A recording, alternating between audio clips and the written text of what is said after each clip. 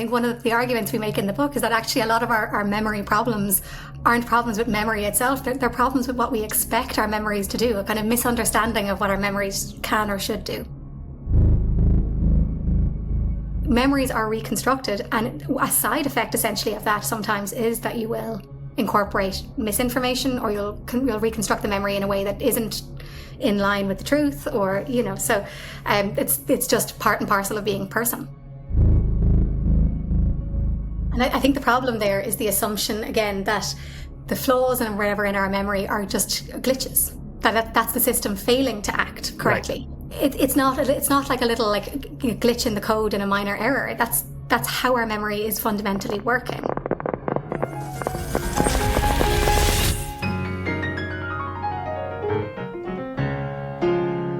This is Brain Inspired, powered by The Transmitter.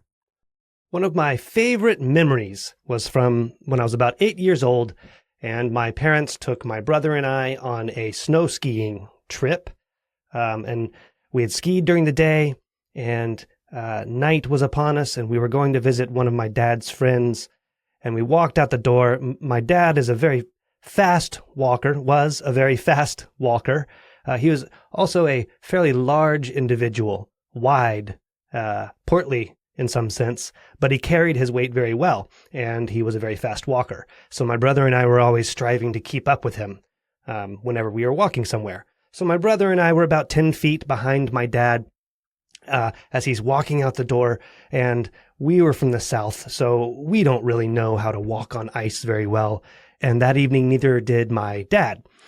So my brother and I were watching my dad trying to catch up, and all of a sudden my dad flies into the air, and just like a cartoon, his legs start going back and forth really fast as if he's trying to run in midair, but he's horizontal, and he's just hanging in the air with those legs moving back and forth until he finally falls straight down onto the ground, right onto his back, onto the icy surface, and then lays there and starts grunting. And my brother and I, as good children do, immediately started laughing uncontrollably at Dad's foibles. That is one of my favorite memories. The problem is, it didn't happen. Well, it didn't happen exactly like that. My dad's not a cartoon. He didn't fly up into the air and stay up in the air in that horizontal fashion while his legs and feet violently swayed back and forth until he fell on the ground just like a cartoon. So why do I bring this up? Well, as you know, we are on the precipice of building AGI. AGI. Well, pretty good sound effect, huh? And AGI, artificial general intelligence, is artificial intelligence that is like humans, but way better. So one of the things that we can ask ourselves is, do we want to build AI that has human-like memory? Well, in this episode, Ciara Greene joins me to discuss many of the ins and outs of said human memory. Ciara is an associate professor at the University of College Dublin School of Psychology, and she and her colleague Gillian Murphy recently wrote the book Memory Lane: The Perfectly Imperfect Ways We Remember. And one of the arguments they make throughout the book is that those flaws in our memories, those imperfections, as the subtitle would suggest, are features rather than bugs. That our memories have evolved to be the way that they are to help us function as we move forward in the world. So throughout this discussion, we talk about many of the different ways that memories are quote-unquote imperfect, and how those imperfections make sense when you think about what we need our memories for. So we discuss things like how misinformation contributes to our memories, the reconstructive nature of memories. So every time we recall a memory, we're not just taking a little bit out of our brain and presenting it to our subjective awareness. We're actually reconstructing the entire memory based on the context that we're currently in, what we've experienced and learned since the events that took place formed our memory, the schema in which that memory has become consolidated, and so on. We talk about the value of forgetting, how memories can be manipulated, implanted, for lack of a better term. And many of these features and characteristics of memories are things that Ciara has studied in her own lab and has gleaned from many other studies in many other labs. And of course, her book is filled with many more features that we don't cover in the discussion. I link to the book in the show notes at braininspired.co/podcast/206. Thank you for spending some time with me and Ciara today. Hope you enjoy the episode. Thank you to my Patreon supporters. You guys will be hearing from me soon. I have an idea about something that we could all do if you're interested in doing. I will leave it at that. You'll be hearing from me soon in the Discord and in Patreon. Here's Ciara. So we're going to talk about your book or ideas in your book and in your extensive research on memory. The book is called Memory Lane, The Perfectly Imperfect Ways We Remember. I notoriously have a bad, well, what I would used to call a bad memory. And then after reading your book, the idea of a good memory has shifted in my mind. And now I think I have a great memory because I can't remember anything. Well, I'm glad we had some effect on you. That's what we're hoping for.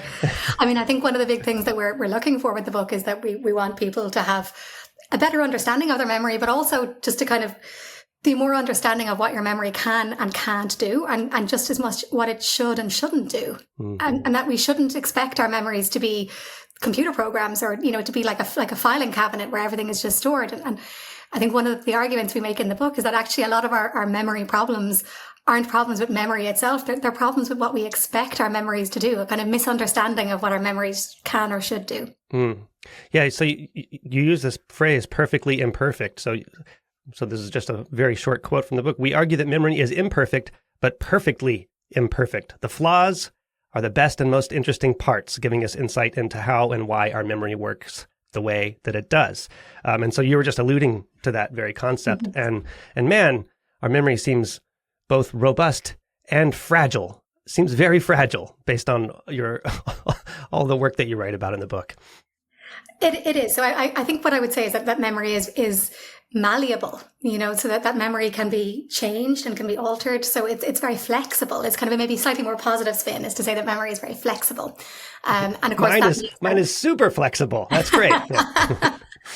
But what it means is that like sometimes what we're remembering might not necessarily be like a perfect, exact recreation of what the exact thing that actually happened. But, that's just not the way our memories are designed to work. So, if you think about like how our memory works, our memory is inherently reconstructive. So when we remember something, we're not retrieving it from memory storage. We're actually actively rebuilding it. So that's that really, I think, important idea that memory is an active process. It's not passive. You're not just the passive recipient of information that you just store and then you open a box and there it is and you take it back out again. It's active. We actively engage in the process of building our memories and creating our memories.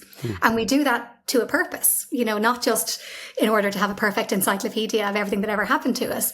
We use our memories in this very kind of active way to access things as and when we need them and to use them for particular purposes. And a lot of the time that means things like creating memories that, will help support our social relationships or will help us think about ourselves in a slightly more positive light. So it gives us a kind of a boost to our mental health, things like that. So, but I think it is that idea of, we can say memory is fragile. And I think what gets a lot of press is the kind of the negative consequences of that. And they're very real. And I wouldn't want to take away from those in any way. So, one of probably the most famous example of that would be things like eyewitness memory failures, where somebody identifies the wrong person as having committed a crime. Obviously, that's, catastrophic for those people and has really, really huge consequences. And I wouldn't want to suggest that, that's nothing or like to just kind of to wave that away.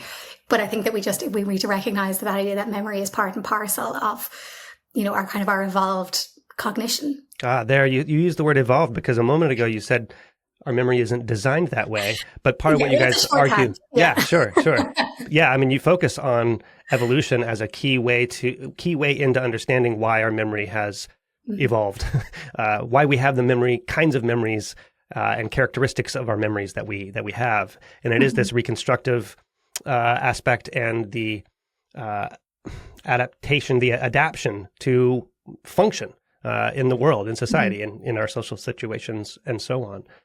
So you use the term reconstructive, right? And so you guys buy into the reconstructive story that memories are reconstructions, right? That we're not retrieving files from our brains, right? Yes, I mean now it's obviously like in a pop science book you're simplifying the science, but yes, I mean there is there's a huge amount of behavioral evidence, but also neuroscientific evidence about this kind of reconstructive nature of memory and essentially the kind of shorthands and shortcuts that our brains use in order to help us build memory. So that essentially every time you encounter a new experience, you're not reinventing the wheel. You're not recording that entire memory like it's being laid down on tape and like you've never experienced anything like it before. So like every time you drive to work in the morning, you get up, you go out, you lock the door, you walk down the stairs, you go out to your car, you start the car, you drive out the driveway, you turn right, you follow these exact same steps. And it would be a very inefficient use of storage, if you want to think in that computer metaphor, for us to lay down all of those things exactly the same way. Just the amount of duplication that would happen when we did that in our memories. So instead, a lot of the time what happens when we're just in our normal day-to-day lives is our brains essentially recognize patterns, that we have these kind of these schemas. We kind of think of them as kind of like a framework for how we lay down memory. We recognize patterns in our day-to-day lives, in our experiences. And your brain, much like the way a kind of like a JPEG type program in a computer will say, hey, these are loads of pixels that are all blue, rather than recording all of these individually as blue, blue, blue, blue, blue. Why not just say these ones are all the same? Your brain essentially does something kind of similar, where it will do a sort of pattern recognition, where it will say, okay, the structure of this memory is very similar to all my previous ones. So I'm going to use all those previous ones, this kind of schema, as a kind of a structure a framework that I'm going to hang this new event on. And what that helps us to do, apart from just being efficient, what it helps us to do is to recognize commonalities across all of our different experiences. So to recognize, for example, that every time you get out and go to work, that isn't a completely unique experience, that there is a lot of overlap, and that there are things that you will expect to happen and equally things that you wouldn't expect to happen and that will jump out at you. Mm-hmm. So that allows us to kind of recognize and synthesize our experiences together and to see the kind of the common themes between them and to kind of understand our lives in a slightly different way. So we do have a good bit of understanding about how that happens in the brain. So, like it's not really a mystery in that sense. Well, now it is somewhat of a mystery. As a neuroscientist, I'm comfortable with saying that. I mean, okay, but I suppose, right, yeah. So I would never say that all the answers are there. They're definitely not. There's still a huge amount more research to be done. But I think sometimes when people kind of insist that there's, in this very blank way, like there's no such thing as false memories, or all memories are real. And like, well, no, we have quite a lot of evidence about this reconstructive nature of memory, and how this works for good and for ill, right. And most of, as I say, like that process has evolved mostly because, I mean, now drawing inferences about why something evolved is a notoriously tricky quest to go down. But we can reach a fairly reasonable conclusion that our memories, which are, and our memory is a very kind of cognitively demanding and sort of energy demanding task, that we wouldn't have, very detailed memories unless they served us in some way, and that there was an evolutionary benefit to having this kind of, putting this level of energy and effort into creating memories in this way, and that it's probably a fairly efficient use of our energy. Well, I like that you brought up schemas already, because that's something that you focus on in the book, and then you revisit when you're talking about emotions and their effects on memories.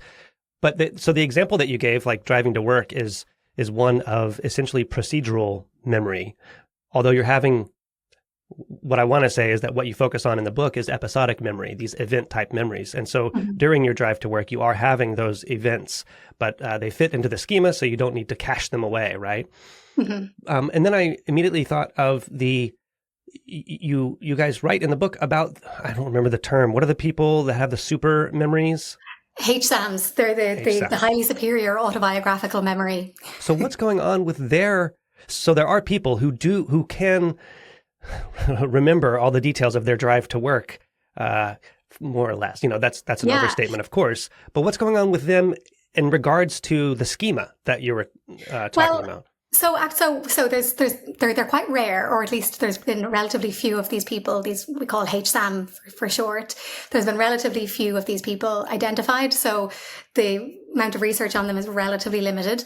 But what it seems to be the case, and I mean, I could be contradicted on this tomorrow, so we'll see.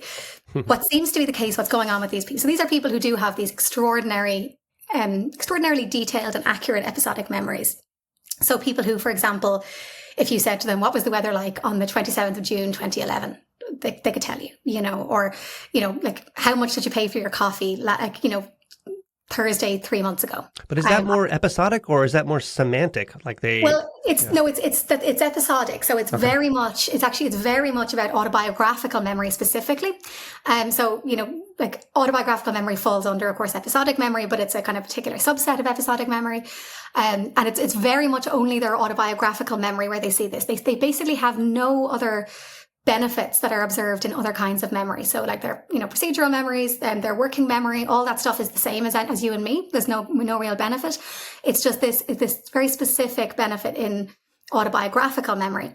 But actually what some of the research in this area suggests is that even though we refer to them as being highly superior, that in a way, or another way of looking at it is that what's really happening there is not a huge advantage to these people, but it's a failure of a really important process. It's a failure of forgetting, and a failure of that sort of synthesizing process of where we kind of essentially extract the gist from all of our experiences and discard the specific details as being kind of irrelevant a lot of the time.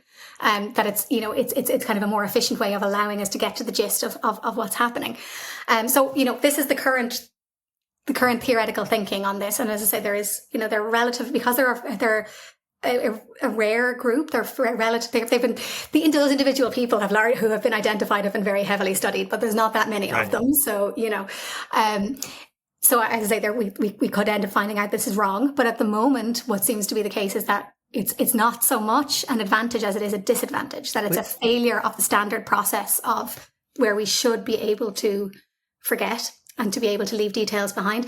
And we see that being important in kind of emotional contexts. So, for example, HSAM people will often talk about being completely unable to move on from, say, a breakup or bereavement, because they're not able to put it behind them. They're not able to kind of, not that anybody ever forgets a breakup or forgets a bereavement, but you're able to kind of to move on and to forget every single detail, and to kind of cast it in a nice rosy light. In the same way that they'll often talk about being unable to ever let a grudge go, because they can never really forget. You had that argument with your brother, and who doesn't argue with their siblings? And in order you have to be able to let it go. You have to be able to forget about it and decide that that's unimportant in the scheme of things. But if you constantly remember every detail, it's very hard to do that. Oh, you don't want to be in an argument with someone like that either, because they will remember all the details.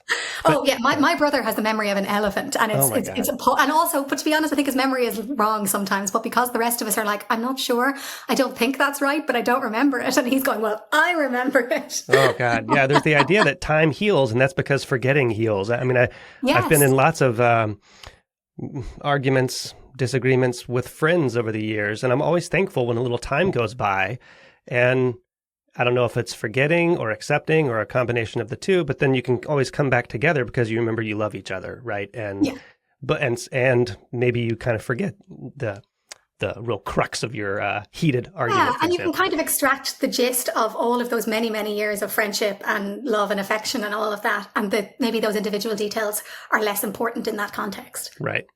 Yeah, that's good. I'm glad. I'm thankful that I'm not an HSAM.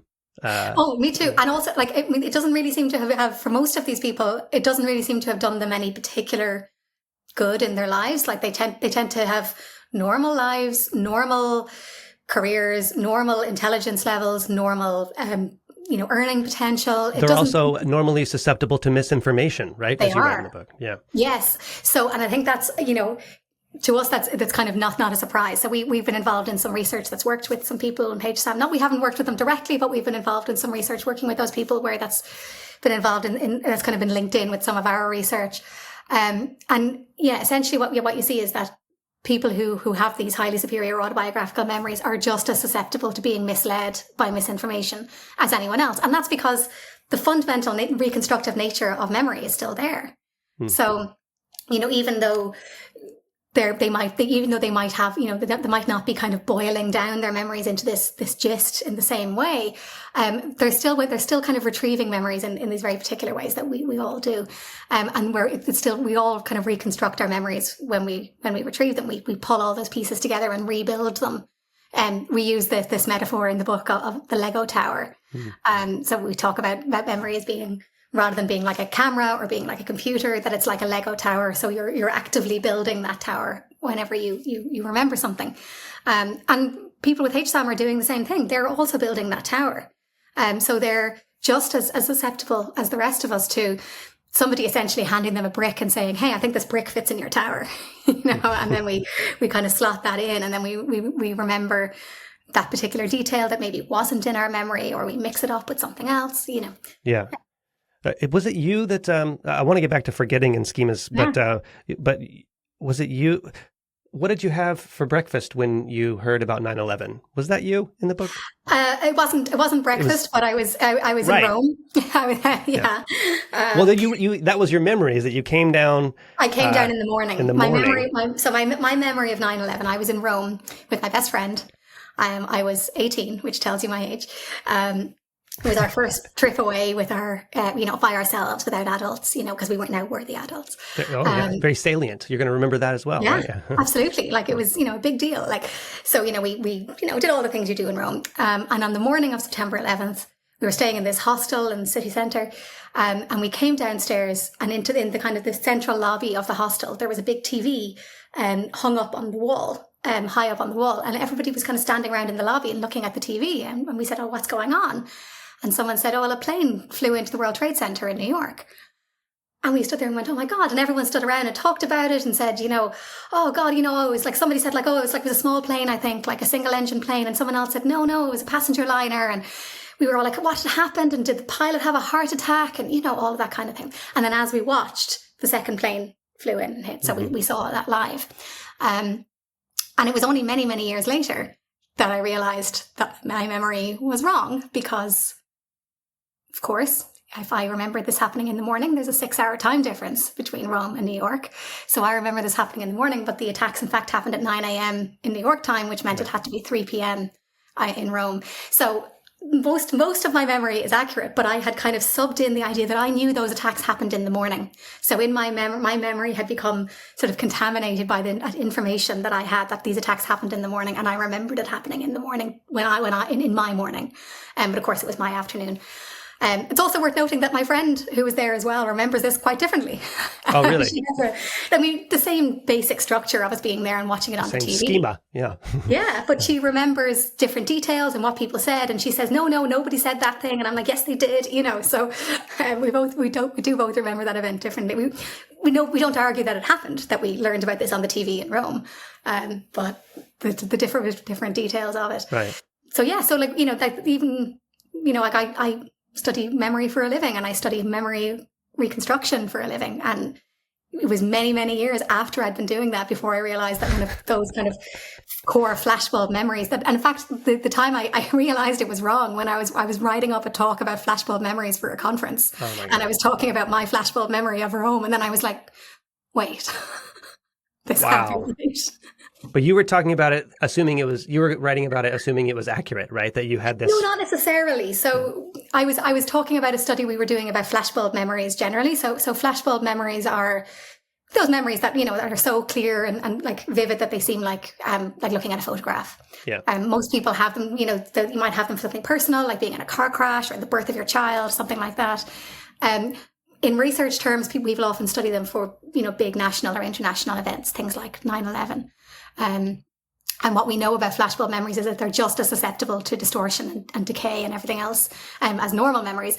But I was introducing a study we had done on flashbulb memory, and my kind of little anecdotal hook to start the talk was like my flashbulb memory of 9/11, and why do people have flashbulb memories of 9/11 but they don't have flashbulb memories of the time the Ford Focus was released? Why does that not create a flashbulb memory for you? So it was kind of an entry to talking about emotion and importance and media coverage and all that kind of stuff. Yeah. But as I was writing that talk, I was like, oh, this core memory that I'm talking about here is actually wrong. So I might need to incorporate that into my discussion. I mean, one of the many interesting tidbits that I have hopefully remember from your book is about flashbulb memories and, the nature, so how they are susceptible to change, but the big change, there are some like core changes, core substitutions that happen in a year. And then it kind of settles down, and then you kind of remember it the same over time. So there's this trailing. So there was a fantastic study done by William Hurst and his colleagues who basically followed people. There's been lots of flashbulb memory studies, but this one was fantastic. They followed people up, examining their memories of 9/11 over a course of 10 years. So within a few days of September 11th in 2001, they mobilized this big team, and they got people out onto the university campuses, recruiting people, asking them about their memories of the event, and also, kind of factual things like how many planes were there and things like that, but also their memories of their own experiences, like where they were at the time, who they told first, how they felt, a lot of that kind of thing. And they followed them up over the period of 10 years, and they examined how their memories changed. So for factual things like how many planes were there and, where did they crash and so on, you can actually evaluate the accuracy of that. But for somebody saying something like, well, I was in the kitchen folding laundry, we can't evaluate the accuracy, but what you can do is evaluate the consistency. So whether people still say the same thing next week or in 6 months or in 6 years.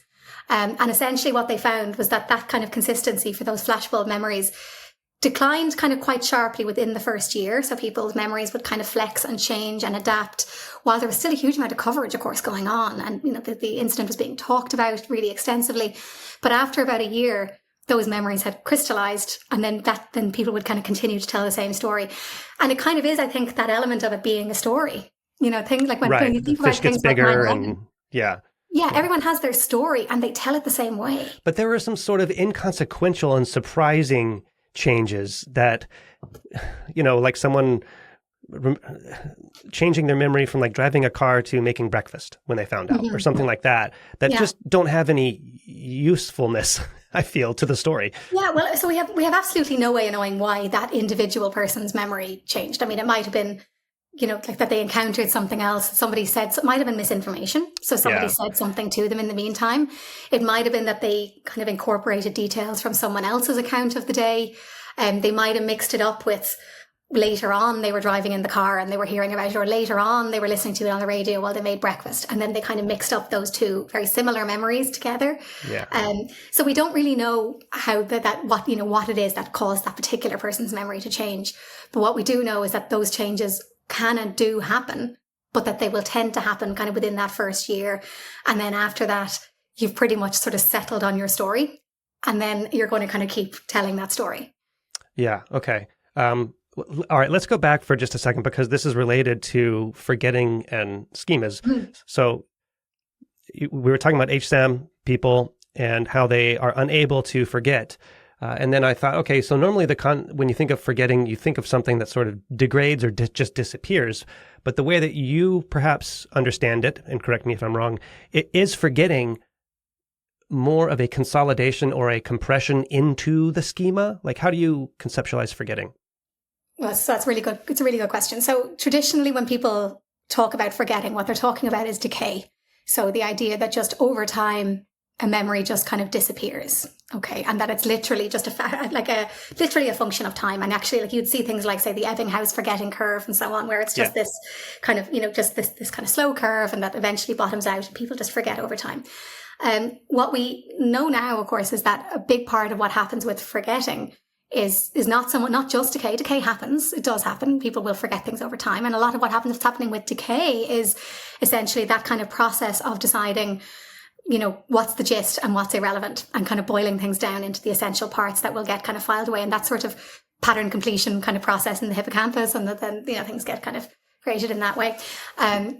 But another really important part in forgetting is interference.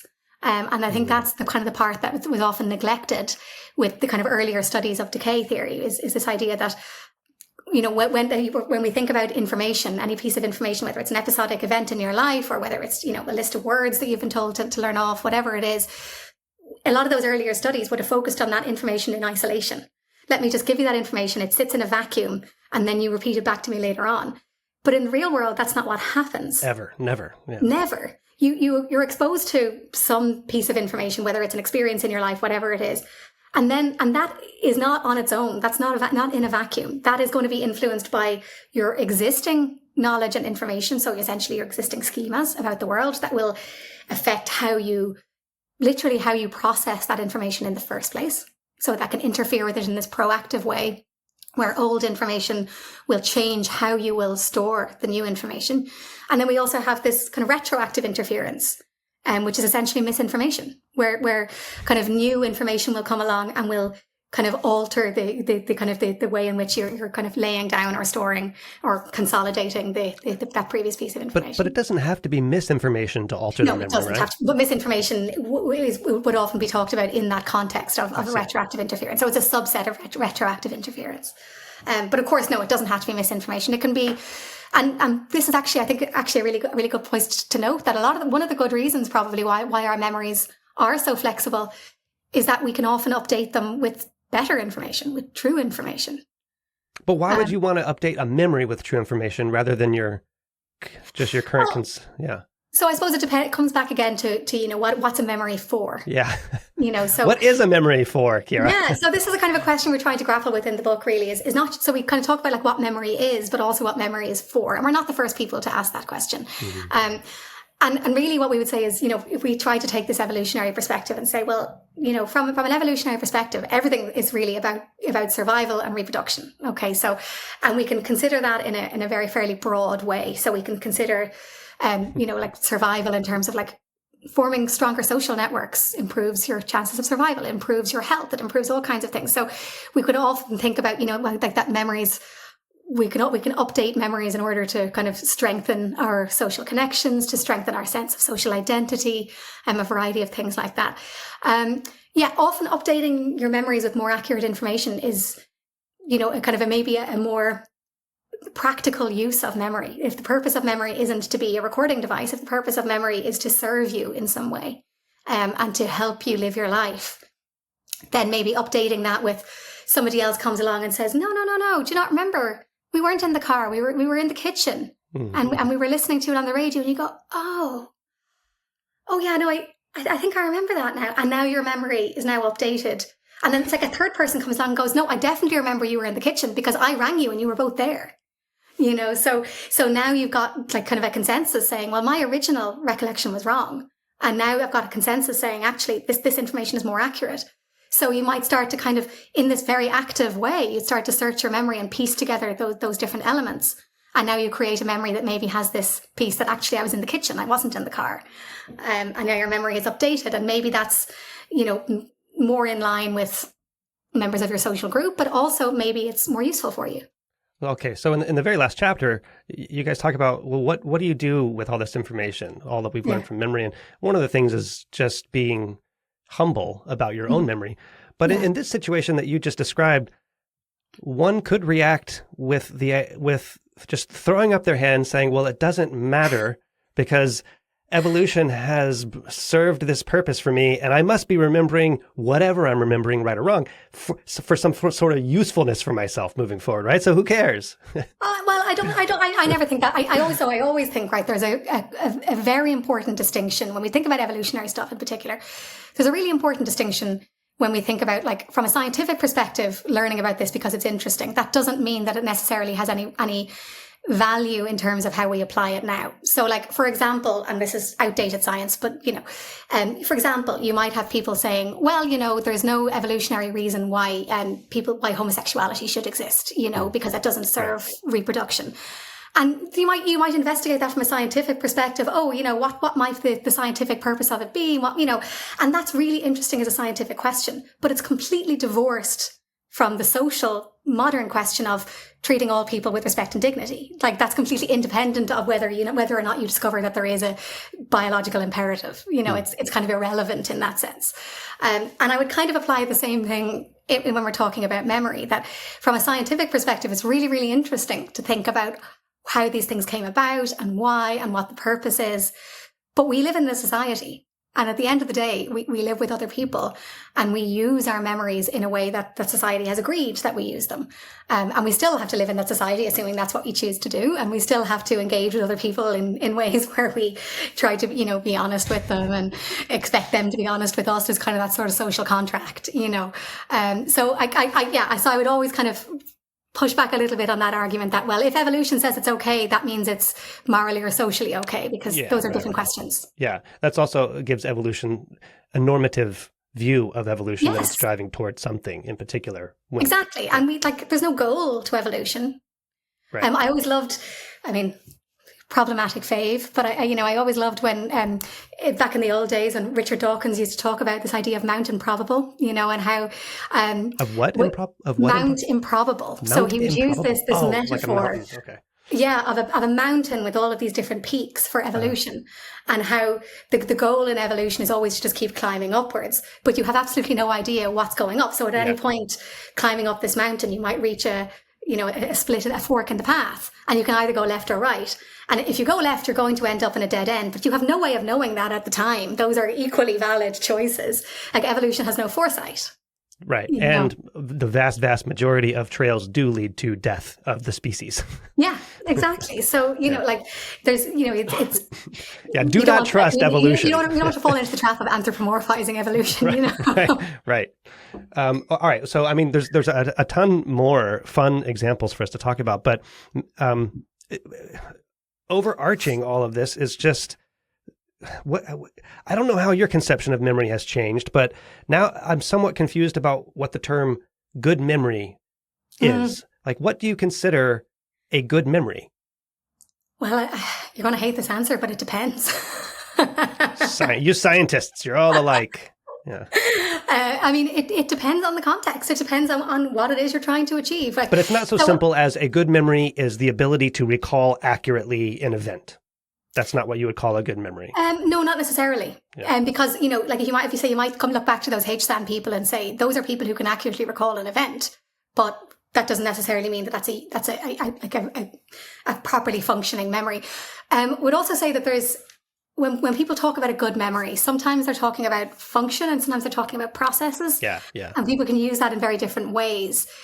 So sometimes, when people are talking about I have a good memory, sometimes they mean I can remember everything that ever happened to me. Sometimes they mean I've got a good memory for faces. Sometimes they're talking about things like dementia, like I'm becoming forgetful, like prospective memory stuff. I forget I had planned to go to the post office and I forgot to do it, or I forgot where I put my keys. There's a lot of different kinds of things that people mean when they talk about good memory. So I don't think it's a particularly useful term in that sense. So and also, of course, as you well know, there are a huge variety of different kinds of memory. Right. And somebody has a fantastic working memory. So someone who's able to, reel off a big long list of digits and then, repeat them back later on, that can be really valuable in some areas, but that doesn't necessarily mean that your autobiographical memory is good or accurate or detailed or vivid or anything else, so it varies. It depends. But how is it, for you personally, how has it shaped your own thoughts of your own memory and just... I'm going to use the word ontological, what the nature of memory. Yeah. Have you changed are you easier on yourself now than you were 20 years ago, for exple? And how has it changed? In some ways I definitely am. But, I think the thing is, it's kind of, you find yourself in a position where you second guess everything. Yeah, right. But you're second guessing, but this goes back to my throwing up the hands. Well, does it matter that I'm even second guessing? Well, sometimes that's fine. But I think sometimes as well, it's kind of that it's kind of like the uncertainty principle thing, if something is observed, it's not operating in the way it would normally do. And I feel like I'm constantly observing my own memory. And by observing it, you change it because of the reconstructive nature. Yeah. Yeah, exactly. So I think I find it very difficult to not be constantly thinking about and reflecting on the nature of my own memory. And whether that's memories of family or memories of what happened last week or, whatever it is. And then, by doing that, I'm interfering with its operation. So it's very hard to know that. But yeah, I do think I've become a lot more understanding of everybody's kind of memory foibles. And I think a kind of a key thing that I think is really important is we tend to think that if our memories disagree with someone else, that person is lying to us. Oh, so this has to do with intentions. Yeah, and I think exactly. And I think a lot of the time it's that idea that like if you're applying that kind of humility to yourself or that grace to yourself, that you can apply it to other people as well, and recognize that sometimes somebody, even if they're a politician or whatever, that if somebody's memory doesn't accord with yours, they're not necessarily lying. They might be mistaken, or you might be mistaken, or I would give people that grace to say, look, we shouldn't expect that everybody's memory should be perfect, and we shouldn't hold them to an impossible standard. Okay, but I agree with that, but then it's a slippery slope, because if someone is lying, then you're giving them the ability to affect you by giving them the benefit of the doubt. And so this is a fine line. Well, it is in general. And actually, this is something that Gillian and I have talked about a lot, is about, so I don't know if we want to get into this whole thing, but so we have a lot of, we do a lot of research in the area of false memory. So, people kind of forming memories for events that didn't happen. And this is a very, very sensitive area for very good reason. And it's something that we give a lot of thought to, that like when we study things like, how people can form a false memory of, a traumatic event or something like that, are we essentially giving solace to the enemy here? Are we giving a get out of jail free card to somebody who might use that research to, you could bring any expert in. Terrible. Yeah, put any expert on the stand and say, well, just bring up Ciara's research and you will be not guilty. Yeah, and we think about that a lot. I think honestly, I think all scientists who work in an area like that have an ethical obligation to think about that and to think about the consequences of how your research can be used. And on the one hand, you can say, well, look, science is science. And, you have to ask these questions, and you can't burden yourself with thinking about how someone might use them. And that's a valid way of thinking about it. But I think, and sometimes you have to take that view, or else you'd never move forward. You'd just be constantly stuck with all the possible outcomes of how somebody might misuse your work. But I think sometimes you have to kind of try and take some, some kind of steps to kind of try and kind of remediate things a little bit as well. So like, for example, we have an ongoing project where we're kind of looking at the tendency for when people form false memories regarding, say, sexual assault. We've been studying the idea that, so typically when people study that, they will only look at the memory of the complainant, so the putative victim. And we're also studying the memory of the kind of sort of the defendant there as well. And so, well, actually, the putative, the accused, really. Yeah, accused. So we're kind of studying that too. And actually what we're finding is that both parties' memories are equally susceptible to distortion. And we think that's actually a really important corrective to say, like, because I think it can be very, very easy to say, well, the very minute you become somebody who goes to the police or gets up on the stand and says someone did something to me, now your memory is fundamentally unreliable. And what we would say is no more unreliable than anyone else's. All our memories are unreliable, and we need to, and it's very important that when people give expert witness testimony, but it's really important to do that and to talk about, mistaken identification and how people's memories can, be altered in these really dramatic ways for things that happen. But I think it's also important to correct that and say, but it's not only one person whose memory is subject to that. Everyone's memory involved in this is subject to that too, including the person who's saying, oh, well, I had total consent to engage in this activity or whatever it might be, that they may be lying. I have no way of knowing, but their memory can also be faulty. Well, that's right. But memory is part of that problem, but so is interpretation in that moment, right? So that if you misinterpret consent, then that is going to inform your memory. Yeah, the context in which you experience things, absolutely it will. Yeah, I mean, so these things are obviously extremely naughty, and we're not going to. Yeah. Well, we'll come back to a less naughty example in a second. I want to talk about the mall example, but yeah. Yeah. But the mall example was intentionally chosen as a kind of less traumatic analog for this, Right. So this has to do with how emotions affect the saliency of our memories, right? So so this goes back to context is everything. It does, exactly. And the context in which you experience things, so it comes back to schemas. And again, I mean, not to bring everything back to schemas, but and kind of a confirmation bias kind of idea more broadly, that the context in which you experience something will hugely influence how you interpret that, and then the kind of the elements of that you'll remember, how you'll encode that memory, all of that. So yeah, like to take that idea, somebody going into a situation convinced that they're genuinely convinced that there is consent, that their memory of that event probably will be different to somebody else's. All of this, of course, is assuming that nobody is lying, and of course, in a lot of the time, in various cases, people never the case. Yeah. But we're kind of we have absolutely no insight into whether someone is telling the truth or not about something. What we can talk about is, theoretically, is it possible that your memory could be distorted? But that's all you need on the stand, right? Is it possible? So then it's not beyond a reasonable doubt, which is the criteria for. Well, that's for a jury to decide, Oh, So God, that's the other. Yeah, I don't know this jury. I know. Yeah, I mean, Jesus, the jury's. I mean, like the jury's. Yeah, but that's a separate thing. Yeah. Yeah. That's a whole separate issue that we won't get into now. But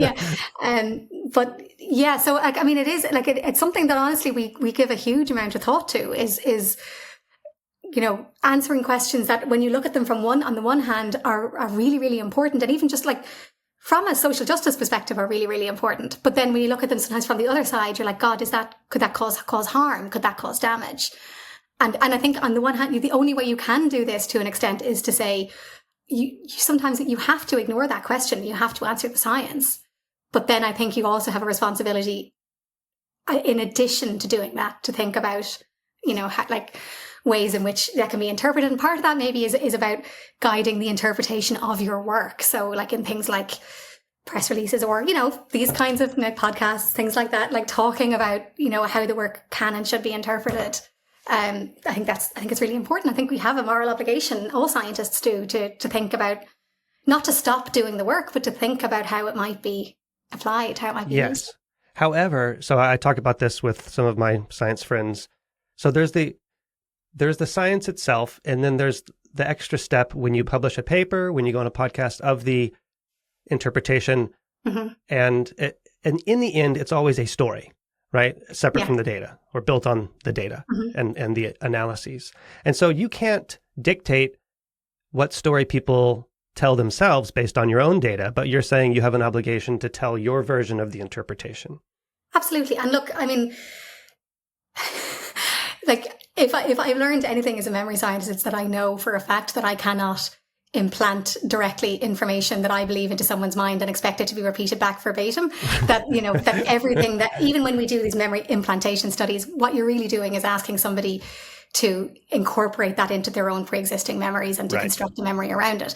So like if I publish a paper and someone reads a summary of that in a newspaper or whatever, I have no control over how they will interpret that, how that will fit in with their pre-existing beliefs, their own experience, their political ideology, all of those things. I have no control over that, And I think you have to you can't expect to have control over that. You have to allow that, people are allowed to make up their own minds. Even if I don't agree with them, they're allowed to make their own decisions. But what I can do is to try and be as clear and transparent when we write things about what they mean, what we mean by them. And it's something, I mean, this is, kind of maybe we're wide ranging here, but I think it's part of so Gillian and I both have a kind of a strong view when it comes to writing scientific papers, that we don't go in for jargon, that we try to write things as clearly as possible in clear language, that you're not leaving things open to interpretation, that you're not saying there's some kind of shibboleth that only scientists are allowed to read this. How's that working for you? Because it's still, people will still do what they want with it, but they will. They will always. We've definitely had, like, it's, I teach a class on it actually for, like a thing about like kind of how kind of public health kind of stuff. Like I take a paper, the particular paper that we published, and then I track how that paper got reported in the media, and how the narrative shifts, and you do your best, but like you can't control that, because people, like journalists or whatever, will be looking, naturally enough, will be looking for the hook, and we might be saying, well, this is the really interesting thing, and they're going, this is the part we want to talk about. Of course, yeah. Do you ever have pause with, given the ethical implications of your research and the interpretations that people will run with, do you ever think maybe you should have gone into a different line of work? Does it ever get to that point? For a minute. Not for a minute. Oh, you like the attention. No, I love my work, and like I love it. If you guess, like several years ago, maybe 10, 12 years ago, I was kind of getting into it rut research wise, and I was kind of, getting bored at what I was doing. And then we started working on a lot of this kind of memory reconstruction stuff. Juicy. And It's juicy. Yeah. And it's interesting. It's super it's scientifically interesting. It's interesting in an applied context. I love it. And also, to be honest, this is going to sound maybe a little bit, I don't know, but if I'm thinking about the ethics of it and potential ethical quandaries, I'd rather that somebody who is thinking about that is doing it than someone who's not thinking about that. So. Yeah, those people are in Silicon Valley. Yeah. But I don't know that. How do I know you're not gaslighting me right now? No. Well, maybe I could be playing like 5D chess here. That's right. That's right. No, I can tell you're too simple for that. No, just kidding. But okay, so let's take a step back from the edge, from the cliff. Yeah, sure. So one of the things that you guys write about, and I really appreciate, is you did this big replication study about implanting false memories. So I guess there's a fairly famous mall-based study where false memories were implanted in kids who didn't experience... in adults about their childhood. About their childhood. And this was originally done by Elizabeth Loftus? It was Elizabeth Loftus and Jacqueline Pickrell did the original study in 1995. Okay. Because you refer to Elizabeth Loftus a lot. Yes. And so maybe, can you just take a second to say why you reference her so much and what her... Yeah. So Elizabeth Loftus, Beth is how she goes. Okay. But Beth, so she was just this incredibly, enormously influential memory researcher. So in the 1970s, she ran some of the very first studies investigating kind of memory distortion.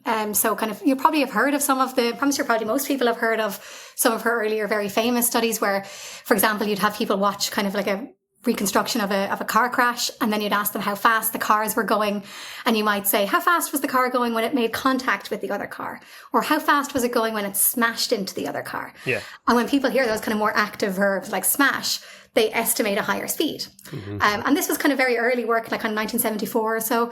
And this was really showing that like that very simple kind of changing just one word in a question, like in a kind of legal setting, could really quite dramatically alter people's memory. So people were estimating in that original study that the car was going about 10 miles an hour faster when they heard smashed versus when they heard contacted.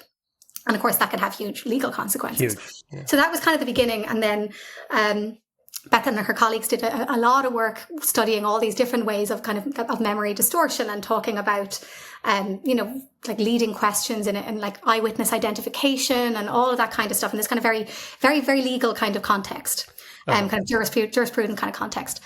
And then that all was going fine through the kind of the 70s and the 80s. And then in kind of the late 80s and into the 90s, we had, the Satanic Panic. If you've heard of the Satanic Panic, which I think is so, but refresh my memory. Panic is the term that's given to this kind of this period of largely American history, but it was also in the UK and in various other places where there was this kind of media-driven belief that there were satanic cults operating and that they were abusing people and sexually abusing children, and that people were being kind of kidnapped by satanic cults and being put through all of these really elaborate kind of abusive rituals. And there was essentially no evidence for it, but there was this kind of big moral panic that kind of built up around it. And there were a couple of very famous cases. So there was a very famous case of the McMartin preschool. It was actually the biggest and most expensive trial in US history, where essentially, I don't want to go into incredibly long detail about it, but essentially somebody had made a potential complaint about potential sexual abuse at a preschool. The police then hired some interviewers to interview all of the children and sent this really suggestive letter out to the parents saying that their children might have been abused. They were very small children. And then they used these incredibly suggestive interviewing techniques to interview all of the children, and essentially kind of would say to them like, oh, well, try again and give me the right answer, and would really kind of push them into giving these answers. And then this trial was, a lot of the accusations that ended up going to trial were things like, the children, like somebody flew through the air, and like the children were flown on a helicopter and forced to engage in all kinds of like animal-based ritualized abuse, that there was these rituals taking place in these underground rooms beneath the school. But they excavated and there were no underground rooms. There was all these really elaborate things, people flying through the air, like magical stuff happening, like stuff that some of it was slightly more mundane, but a lot of it was just this incredibly fantastical stuff that couldn't have happened. And in the heel of the hunt, essentially, there were absolutely no convictions, even though people spent years in prison awaiting trial. There were no convictions because there was no evidence other than the witness statements from the very small children that were elicited through these incredibly suggestive methods. Mm-hmm. So in the context of all of this stuff, Beth and a couple of other people had started talking about, well, you know, maybe some of the kind of the recollections that people have. And they were talking a lot as well about this idea of recovered memories, of people recovering memories of childhood abuse. That they had repressed. Had previously repressed, exactly. So there was a lot of discussion then, they called it the memory wars. There was a lot of discussion about, you know, how memory works. And Beth was one of the leaders of this, but there were other people as well who were strongly arguing that, you know, repression and so on is just not how memory works. And arguing that it was, you know, based on the work that they had done looking at memory distortion, that some of these might be false memories.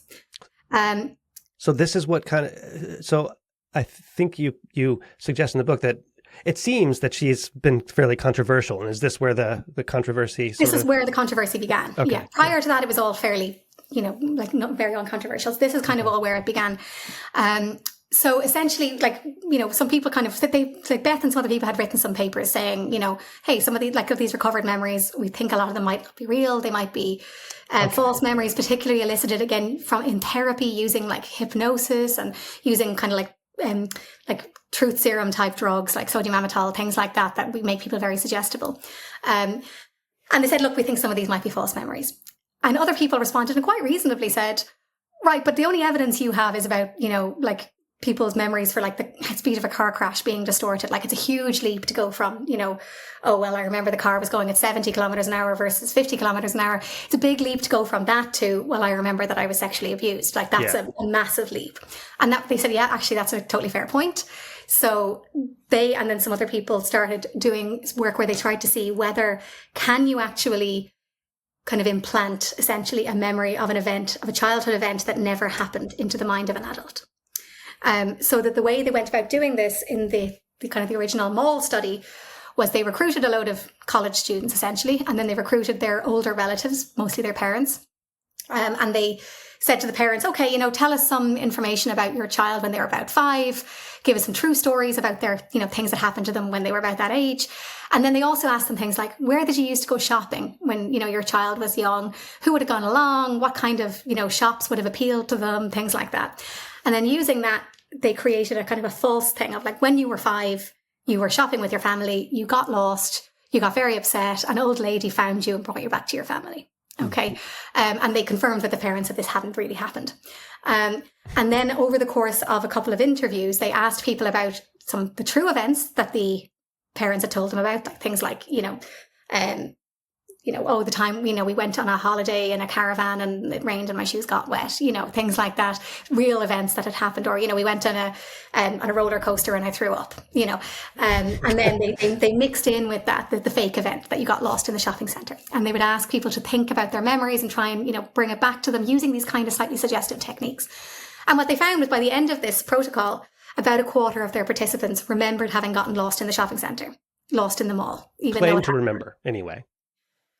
Yes, well, not that they claimed to remember, that they talked about the so they went with these things. It's not just that someone says, yes, I remember this. It's you code the transcript so in the interview so that they talk about the details of their memory. So, oh yeah, I remember the old lady and she was wearing brown trousers and she had a blue coat and I was crying and she said, I went back to my mum said, don't ever do that again. You know, so those details that were false and suggested within the context of other things that were true then became part of their memory. Exactly. And I think one of the kind of the things I was mentioning there earlier on about this idea, you know, that you can't, I was talking about it in the context of, you know, a press release or something, but the same thing really applies here.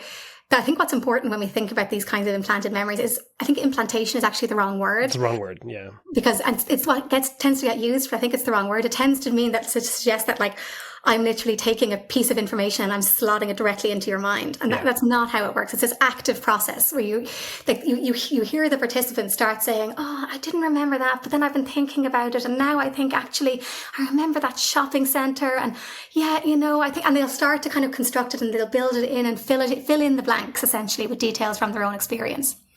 So that was the original Lost in the Mall study. But and there were loads of other ones around the same time as well. Like Ira Hyman did a really cool one where people remembered Ira Hyman is a colleague of ours. He's in the University of Western Washington. And he did a really cool one where they got people to remember like spilling a bowl of punch on the parents of the bride at a wedding, stuff like that, you know. Or Kim Wade and her colleagues have done a lot of ones where they've persuaded people or gotten people to remember going on a hot air balloon ride as a child, things like that. But these are all like, because they're really time consuming. They're really hard to do. So they were kind of fairly small samples. Okay. So that's what, but so is that why you felt compelled to then? Well, there were a couple of reasons. Like essentially, yeah, there's been, you know, there's not been a huge number. There's been several of these studies, like a substantial number, but they are very, very time consuming and they're very like labor intensive. So there haven't been a huge number of them, and they've all been relatively small. And that kind of leaves open various questions about the results. The Mall study in particular, because it was kind of the first one, and because it was, because Beth Loftus often gives testimony and so on, that one tends to get picked apart more than the others. And because it was kind of the first effort at this methodology, like it wasn't perfect. Like there were lots of various flaws in the study. Like it was kind of an effort to see, hey, can we do this? And it wasn't in any way perfect. So we said, you know, like, would it be interesting if we tried to replicate that? You know, if we tried to kind of fix some of the problems, if we tried to do it with a larger sample, pre-register all of our goals. So like there's no moving the goalposts later. Like we're really clear about what it is we're looking for, you know, how we're going to measure everything, you know. But this was this during the replication crisis, the great replication crisis in psychology? Well, kind of, you know, I suppose we're still during it, if you want to think about it. Yeah, but you're helping fix it, which is great. Yeah, well, also, on the nature of the replication crisis, I would always say, because I always want to say this to my students as well, like psychology is not the only place that has a replication crisis. Psychology is just the field that's dealing with it. So, you know. Yeah, neuroscience has it as well, for sure. Yeah, like psychology is grasping the nettle, you know, and really trying to do something about it. But yeah, no, it was a big part of that, was saying like, we should be able to replicate this. We should be able to, and honestly, we were saying like this project took us like a full year to do. And we were saying like, it'll be really interesting either way. If we replicate it, we'll be like, yeah, look, it's stronger evidence for something we already had good reason to think was true. If we don't, that'll also be really interesting, you know? So we replicated this we had a whole gang of master's students working on it with us across. So I'm in University College Dublin, Gillian is in University College Cork. We had our students across both universities. So we were recruiting from around Ireland. And we got about 120 pairs of participants in the end. So like participants and their parent, which is a substantial number. It took us like a full year to do it. That's big, yeah. A really long time. Because everybody, you know, you have to recruit the parents, then you recruit the participant. There's various surveys, then you keep them around twice with a week or two gap in between. Yeah. It's, you know, it's very, very intensive. And yeah, like basically we followed, as closely as possible. We followed the original protocol from the Loftus and Pickrell study, but we kind of filled in holes where we thought that the methodology was a bit weak. Like we kind of improved the how we coded what a memory was, things like that. Yeah. So we found like essentially in our top line analysis, when we code people's transcripts, and so how people are describing the event, we coded it that 35% of people were coded as having a false memory for the getting lost event. We also asked people at the end, we added an extra bit where we asked them straight out, do you remember this event for each of the 4 events we asked them about? So 3 true and 1 fake. And there we found it was a smaller number. Only 14% said straight out, yes, I remember it. But an additional 52% of people told us they believed it happened. So 2/3 of our participants in total. So 66%. So I don't remember it, but I believe it must have happened. Yeah. Yeah. So that they didn't think. And we asked them all kinds of questions like, would you testify on the basis of this? And they were saying, yeah, 9 out of 10, definitely. I would testify this happened. Yeah. You know, it's scary. It's a little scary, you know, but these are things that we already know that. Yes. We just now know it with a little bit more certainty and a little bit. Yeah. We've got a little bit more confidence in the results, but yeah, like, you know, like it was nice. But we really enjoyed running it. Like it was, and like just even like looking at all the transcripts. And I mean, I really have to say like an enormous thank you to all the participants who took part in this, because it asks a lot of the participants as well, you know. And of course they don't know in advance what we're doing, right? You know, right? They have to trust you. Yeah, well, I mean, we tell them that we're studying childhood memories, but of course they don't know in advance that we're studying false memories. Yeah.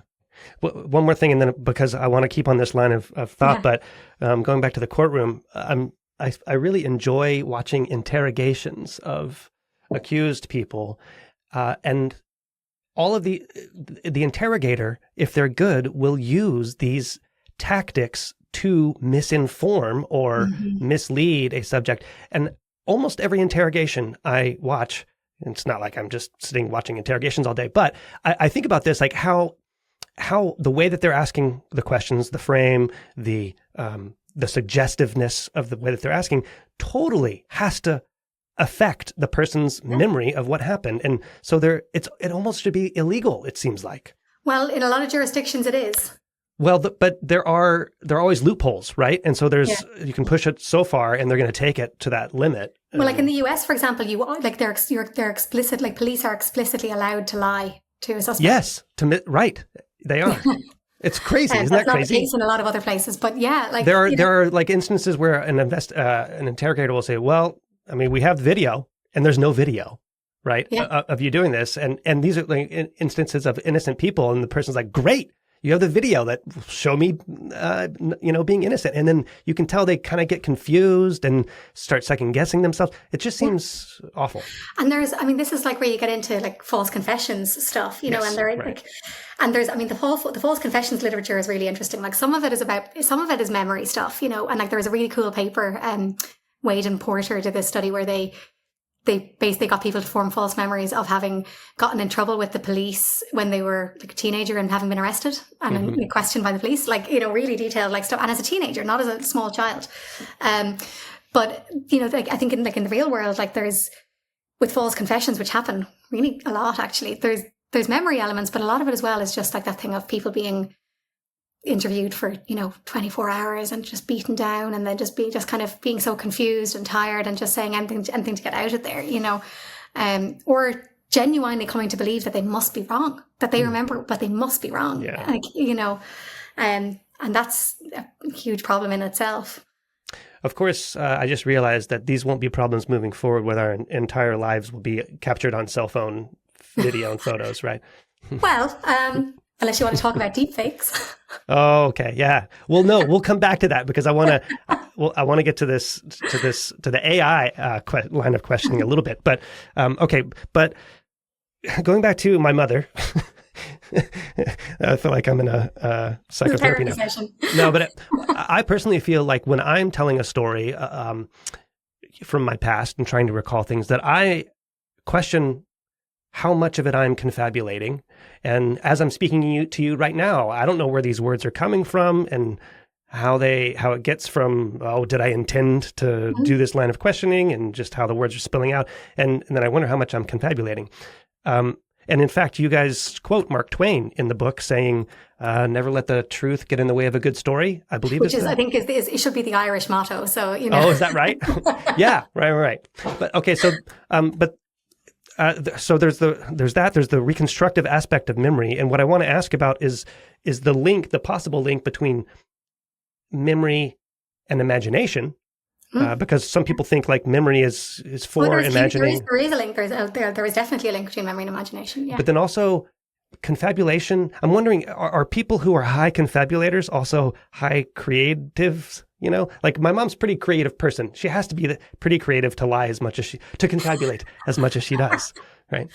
I can't answer that one directly. I don't know for a fact about relationships between creativity and confabulation, but there is definitely a link with creativity and memory. Like, what's that link? So what I'm going to guess is that the worse your memory is, the more creative you are, or something like that. No, it's not that. It's more that it's like the same process that like, it's the same kind of constructive process that like goes into like, say like if you were like, thinking about, when you went on holiday last summer and you went to, Spain, and you're picturing, being on the beach in Spain, and you're thinking about everything that happened there, or you're thinking about like, I might go on holidays next year and I might go to, Rome, or wherever it is. And you're imagining what that is. It's the same process involved in that kind of episodic future thinking, which is the kind of jargony name that it gets given. And as there is in kind of retrieving those or constructing those episodic memories, it's the same underlying process involved. But I can imagine someone who is and we're talking about these things as if they're crystallized, but I can imagine someone who is, quote unquote, more prone to misinformation might be more prone to more creativity, because then you're linking things that weren't actually linked, right? And that's a generative process. So there is a link between kind of individual differences in creativity and kind of like ability to kind of like create episodic memories and episodic, like, so like there is a link there. But actually, when it comes to say different kinds of kind of false memories and stuff, so like there's loads of different ways you can measure kind of memory distortion, right? Like you can look at like misinformation stuff, like I give you a misleading question in an interrogation. You can look at misidentifying faces. You can look at like memory implantation. You can look at like false memories for fake news. There's a whole load of all these different kinds, and there's also like ones with like word lists, things like that. And what you see, and we have a paper on this a while ago, is that there's basically no correlation between them. And essentially what we're saying is it's not really there a huge matter of individual differences. It's really that all of these things do rely on this kind of underlying constructive process, but that's an essential process that we all have to engage in. Like it's a requirement. That is the process. Yeah, it's a process as opposed to an individual tendency. I see. Mm-hmm. Yeah. But there are links with those individual differences with creativity. So there's this like, there's this nifty little test. It's called the alternative uses test, where you give people everyday objects like a newspaper, and they have to come up with as many possible uses for that as possible. So like you might say like, well, like a newspaper is for getting the news. Or you might say, I'm going to make it into a paper hat, or I'm going to make it into a boat and sail it on the river, or I'm going to train my dog not to do that thing that I'm going to hit my dog over the head, or I'm going to mop up the dog's wee, or I'm going to, like wrap my fish and chips, or I'm going to like cover up my windows while I'm painting, or I'm going to kill a snail with paper cuts. That's very creative. Thank you. So yeah, like there's loads of like this, things like that, and the more of those things people can come up with, they tend to be kind of better at like kind of episodic future thinking, like imagining stuff in the future, things like that. That makes a lot of sense. Yeah. But I suppose the thing is, what we like, people always want to know when we talk about memory distortion and so on. Everybody wants to know about individual differences. In other words, they want to know who are the people who are vulnerable and who are the people who aren't. And I think the underlying thing there is that people really want to hear that they are not vulnerable. Right, of course. Only somebody else.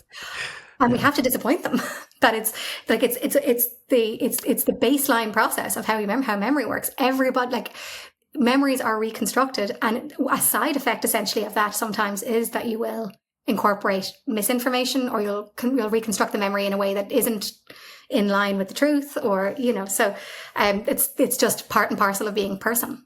So the silver lining here is that, as you argue in the book, our memories are not for perfectly accurate recall, but for functioning in the world and reproducing.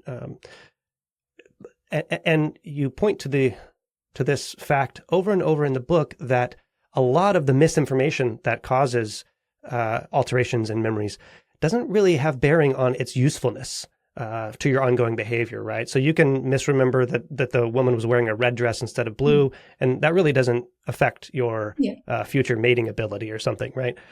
But then you have to wonder, like, how much of our memory is useful, right? Right? If there's so much of it that's not necessarily affecting our ongoing life, like if memory is for our functioning, like how much of our memories are actually useful? Yeah, it's a good question. And I can't give you a number. I can't give you a percentage. 70%, right? Yeah. Okay. Yeah, 63.5. But yeah, no, like, I think it's probably like with a lot of things, there are, we evolve various functions physically, mentally, in response to particular pressures and evolutionary pressures. But the way those end up manifesting isn't predetermined, and isn't necessarily a one-on-one match to what it's for either, So like we can end up with lots of kind of extraneous stuff that we can't find a direct link to, like evolutionary requirements, and yet they're there. And maybe maybe cleverer people than me will find those links in the future. But for now, maybe we just need to be happy that we have it.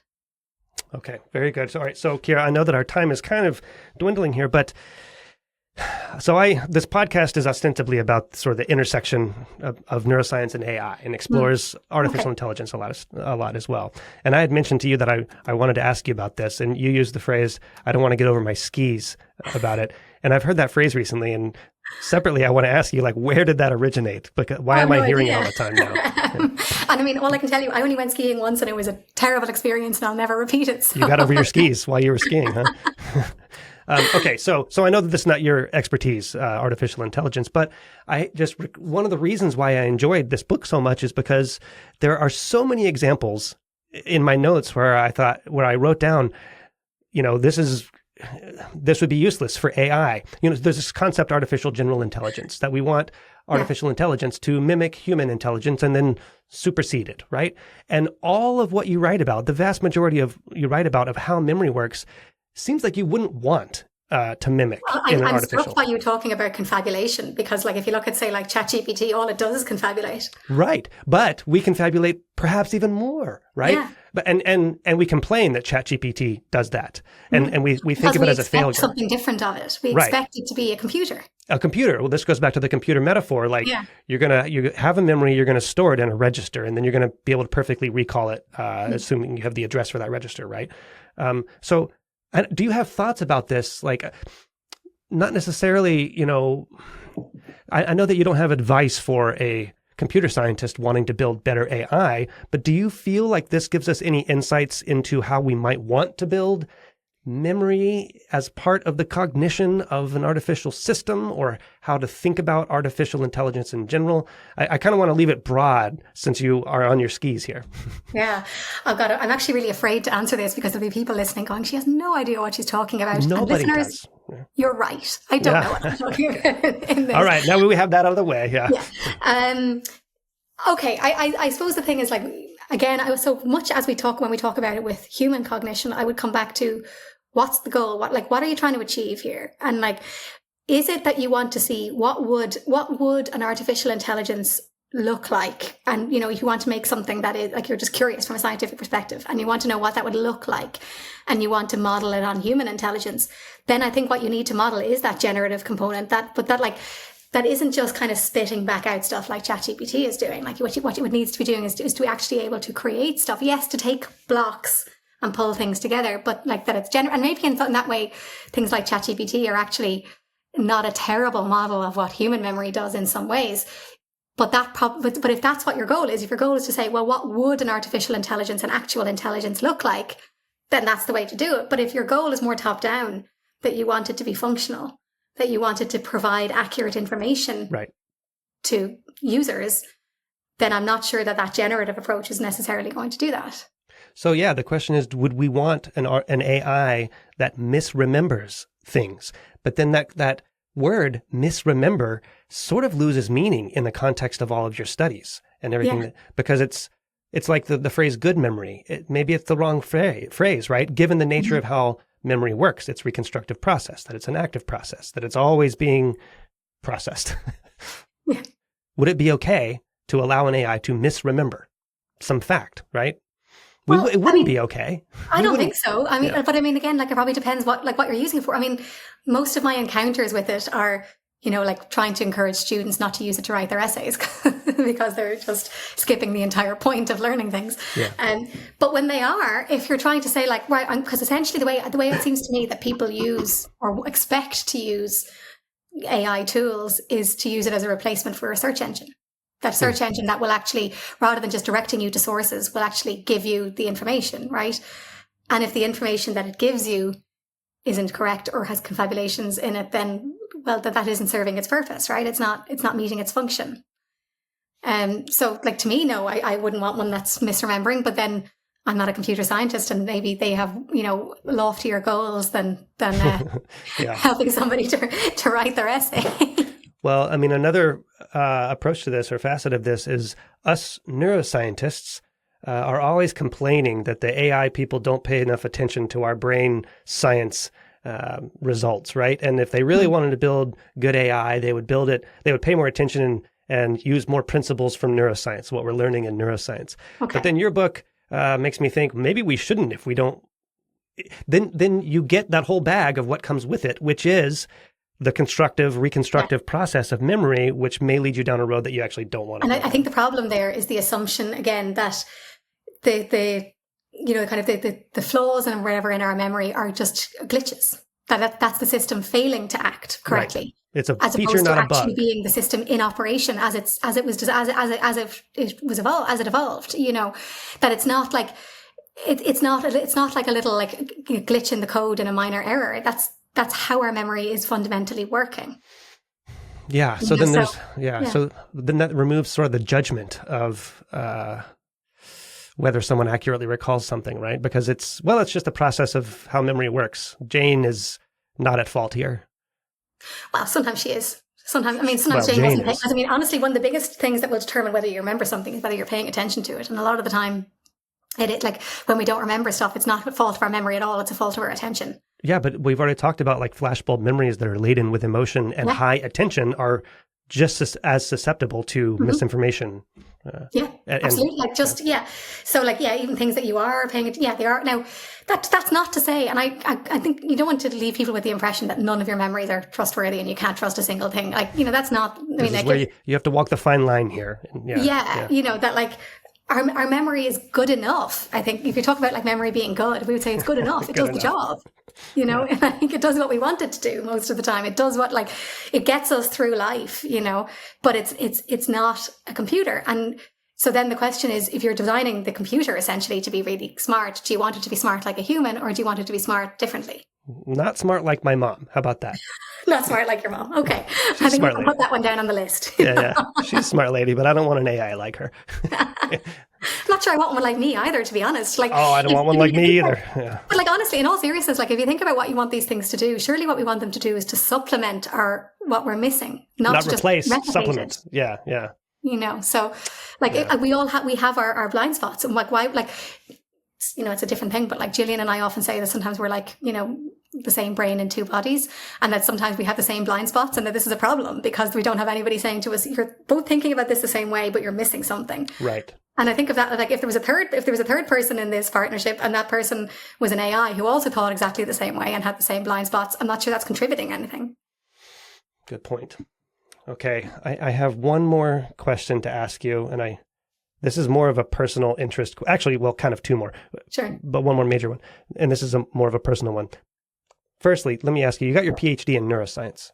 Yes. Cognitive neuroscience, yeah. Cognitive neuroscience, which is one step more towards psychology. Was there any temptation to go in the brain, or, have you been, or were you always set on this behavioral level, experience level psychology? No, my postdocs were all neuroimaging. So I was doing some of this is like psychology anyway. The boundaries are blurred between cognitive neuroscience and psychology. Yeah, and I think they should be. I think that's good, So, but I think the more we silo ourselves into our disciplines and refuse to talk to each other, the less we're learning from each other. So blind spots galore. Yeah, exactly. But no, I'll tell you my little shtick that I always tell people about this is that. So my PhD was all about fMRI and neuroimaging and imaging of working memory and stuff like that. And, it was fun. It was interesting. And then I was doing postdocs on that. And again, they were fun. They were interesting. I did about 4 years postdocs in Cambridge and in London. And at the end of that, then I came back to my first faculty job, which was down in Cork, which is where I met Gillian. And I kind of, it was my first faculty job and I had no money. None. I had no research funding. So I was okay, I don't have any money to do fMRI. So what am I going to do instead? Okay. And I realized, the more I thought about it and sat with it for a while, that I realized I had gotten into this mindset of, instead of thinking what's the next question I want to ask, I was thinking, what's my next MRI study going to be? Oh, that's great. It's not great that you were thinking that. It's great that you realized it. But it was kind of this thing of all you have is a hammer and everything looks like a nail. Right. And that it was I was kind of going down this thing of this is the next obvious step on this plan. And I'm but I hadn't taken that step back and said, but do I care about the answer to that question? And then, so when I actually really started thinking about that then, and started thinking what questions I actually wanted to answer and what was interesting. And it all mostly came out being around a lot of memory stuff, some attention stuff too, but became much more applied. I started thinking that actually, where I had been very theoretical before. And I think it's great to have that foundation because I think it really helps me in keeping the more applied stuff grounded, and keeping it and making sure that I'm not kind of going wildly off because I don't understand the basis, I think it's really helpful. But I started thinking that where my interest was in more kind of applied questions, things that would have kind of real world consequences. And then around that time as well, that's like when I met Gillian. Gillian was my very first PhD student. Oh, okay. And then, so like the two of us. You're like, I'm poor, but we can. Yeah. No, literally, like she had been taken on by the department and then her supervisor left before she even started. So she was wandering the halls looking for a supervisor. Oh my gosh. And it was, it was kismet. We it's like we kind of started working together. We've been working together now for, 12 years, something like that. Yeah. And so we started realizing we had a lot of similar interests. And then I think having somebody, I saw somebody recently on Twitter or Blue Sky or something talking about this idea of like a science buddy. And I was like, I have a science buddy and it's great. Yeah, that is great. Oh, that's like great. Somebody to just really bounce ideas off and like you can call up and say like, is this mad or should we do this? And someone saying, yeah, let's do it. And like pushing yourselves and we push each other, to kind of. But how much do you check your blind spots, your common blind spots? Well, we try to. So we do bring in other collaborators and we do try to have other people to come in and kind of check us and say like, no, you're completely off base or you've missed something really important there or, Yeah. But I think we tend to kind of push each other along and then to kind of say like, are we bored with this question? Let's do something else. Oh yeah, that's good. I mean, that's something I came to realize pretty early on in my graduate work. So you get into graduate school and then there are these kind of, arguments in the literature between ideas, right? And then there are these figures of principal investigators who are constantly butting heads. Yeah. And you think, well, they must hate each other. But it turns out the vast majority, they're so appreciative that they have someone to check them and it improves your research. And so there's a lot of respect to your quote unquote enemies in that regard because they're checking your blind spots. And so well, that's where you get that idea of like adversarial collaborations, right. and it's one of those things where like in principle I love that, but in practice I'm quite conflict averse. So I don't actually want to like spend my entire working life arguing with people. Well, but then there's always the story part, the interpretation part that people are just going to argue to their death about as well. And so that's the part that's exactly. Ciara, really fun book. Thanks. I look forward to seeing you on the witness stand in the future on some big case. And then I'll be like, I got to talk with her. Anything from the book that we didn't cover that, there's a lot that we didn't cover, but anything that you want to mention in closing? I suppose we have some kind of cool stuff like in the second half kind of really about technology, I think, about, fake news and deep fakes and, how all of these different, we often have people have this idea that like new technology is almost hacking our minds, that it's like implanting, like deep fakes will totally change the way we think about the world or, all that kind of stuff. And I think a lot of what we're saying is, these things can influence our memory, but they're not, and there's nothing new under the sun. They're not doing anything that reading about a story in the newspaper won't also do, that it's the same active processes in our mind that is responding to all this information and kind of constructing it and actively building it in the same way.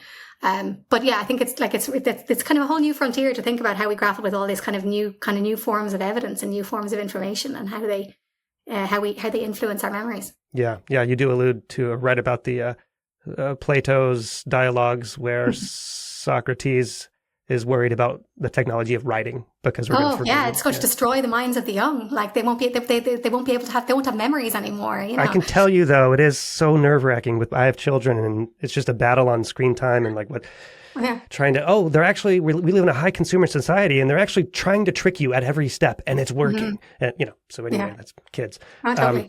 Okay, thanks so much again. And I will link to the book in the show notes and continued success. Thank you.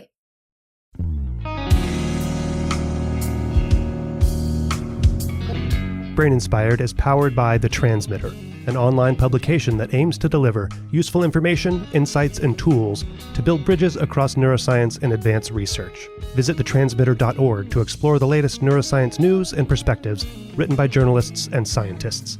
If you value Brain Inspired, support it through Patreon to access full-length episodes, join our Discord community, and even influence who I invite to the podcast. Go to braininspired.co to learn more. The music you're hearing is Little Wing, performed by Kyle Donovan. Thank you for your support. See you next time.